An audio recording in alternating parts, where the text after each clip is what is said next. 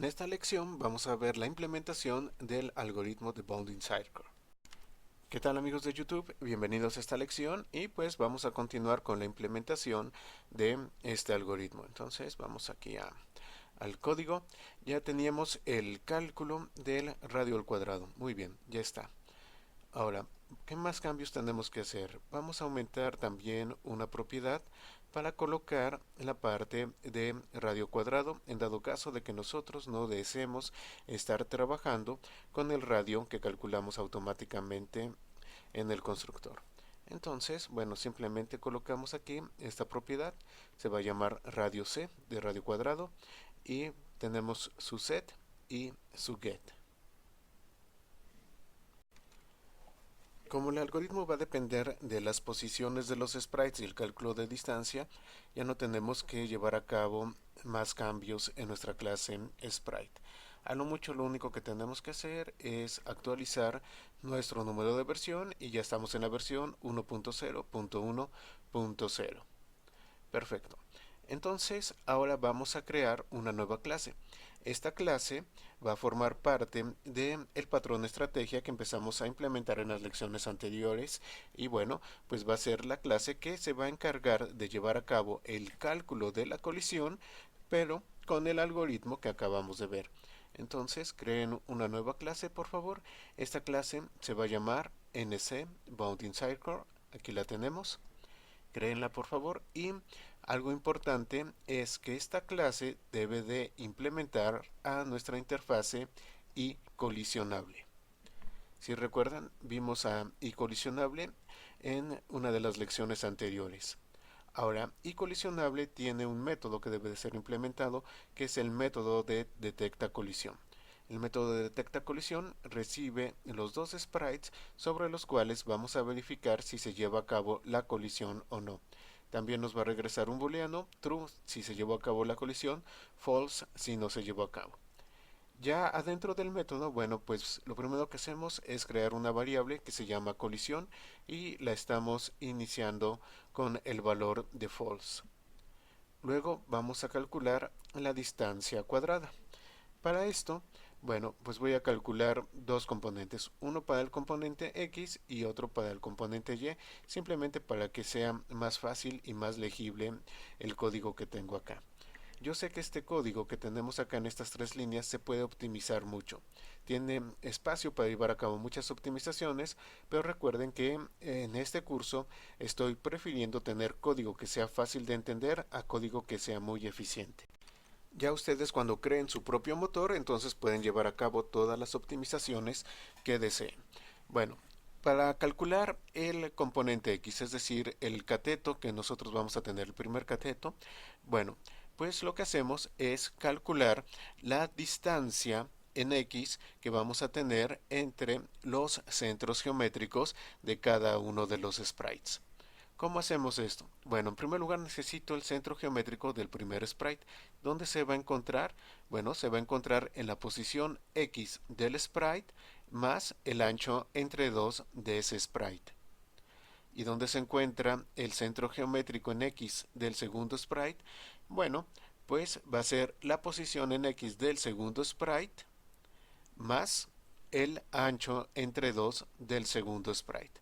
Con esto ya tenemos la parte del componente X. Vamos a hacer algo similar para el componente Y de los sprites.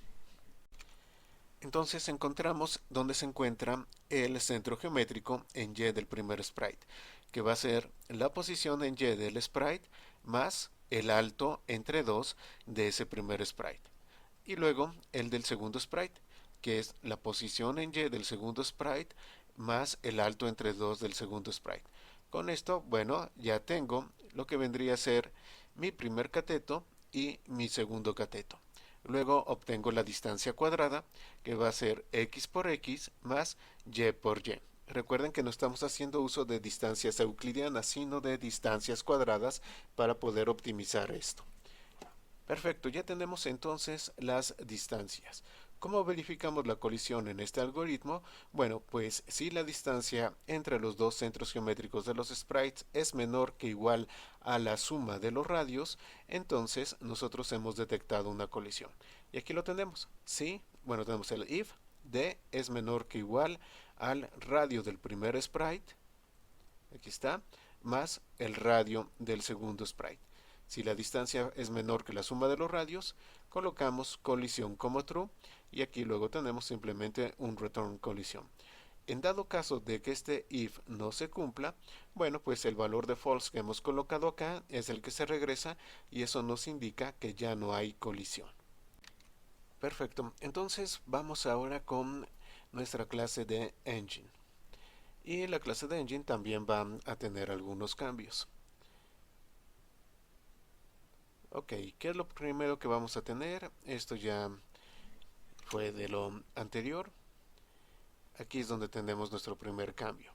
En el switch que se encuentra adentro del constructor.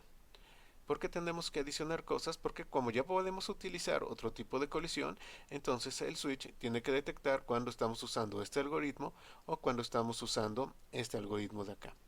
Acá, bueno, lo primero que hacemos es indicar cuál es el tipo de colisión y luego llevar a cabo la instanciación de colisionador. Pero en este caso vamos a instanciar colisionador con NC Bounding Circle. Esto es muy importante. ¿Por qué? Porque cada vez que nosotros hagamos uso del colisionador, va a utilizar el algoritmo que corresponde a Bounding Circle en lugar del algoritmo que corresponde a Bounding Rectangle.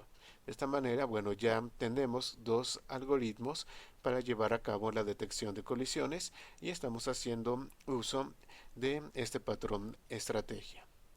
Perfecto, bueno, esto va adentro del constructor. Ahora, en la parte de las propiedades, ustedes recuerdan que tenemos también una propiedad que es tipo colisión. Y adentro de tipo colisión, en set, también tenemos que llevar a cabo el switch. Colocamos entonces en este switch el case para Bounding Circle, aquí como lo tenemos. Nada más mucho cuidado cuando coloquen tipo colisión debe de ser igual a value. Y también se lleva a cabo la instanciación de colisionador, pero haciendo uso de este algoritmo en particular.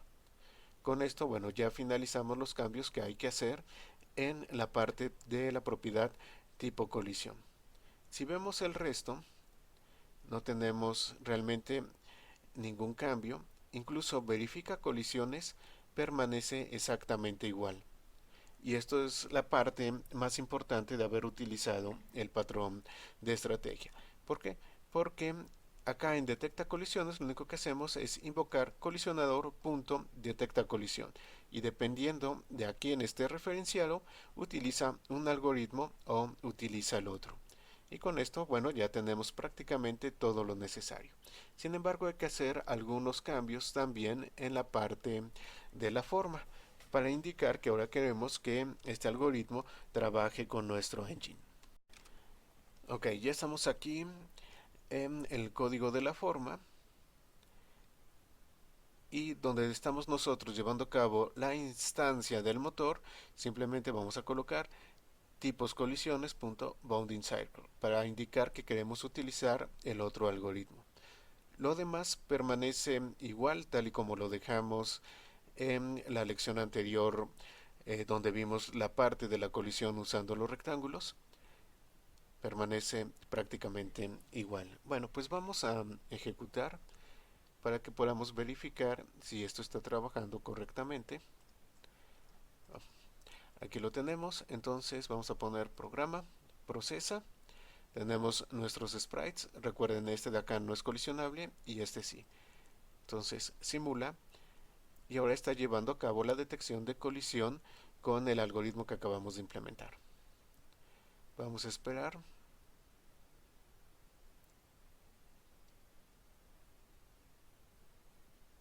Ahí está.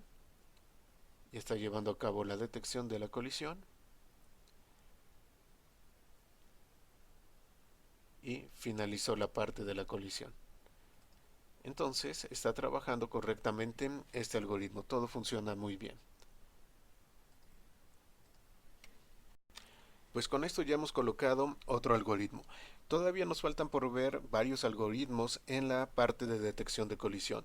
Sin embargo, no quiero atorarme mucho en el tema de estar viendo los algoritmos y los voy a dejar para un poco después. Lo que me interesa ahora es que empecemos a construir un sistema de eventos para el motor, de tal manera que nuestro motor pueda trabajar con eventos y esto haga para el programador más fácil de utilizarlo.